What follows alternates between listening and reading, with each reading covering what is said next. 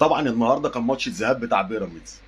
انا قاعد مش متقبل ان في فريق تاني غير النادي الاهلي بيلعب نهائي دوري ابطال افريقيا.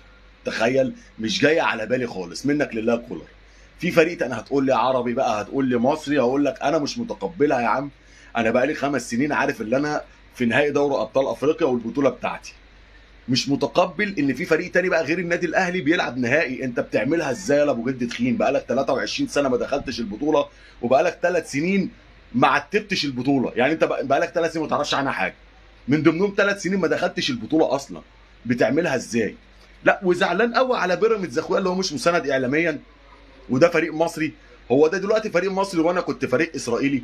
ده انت شجعت فرق العالم كله ضدي. عندك تيشيرتات الفرق بتاعت مصر كلها اللي انا لعبتها، وافريقيا ودول العالم الاخر. كل فريق اروح العبه وتشتري التيشيرت بتاعه تلبسه وتشجعه، مع ان انا فريق مصري برضه. ولا انت عندك شيزوفرينيا ولا ايه بالظبط؟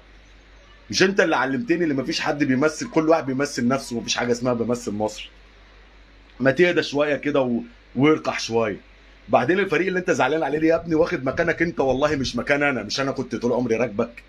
طول عمري باخد منك دوري وكاس وافريقيا، وانت كنت الوصيف. هو دلوقتي الوصيف وانت مش موجود خالص، انا مش شايفك.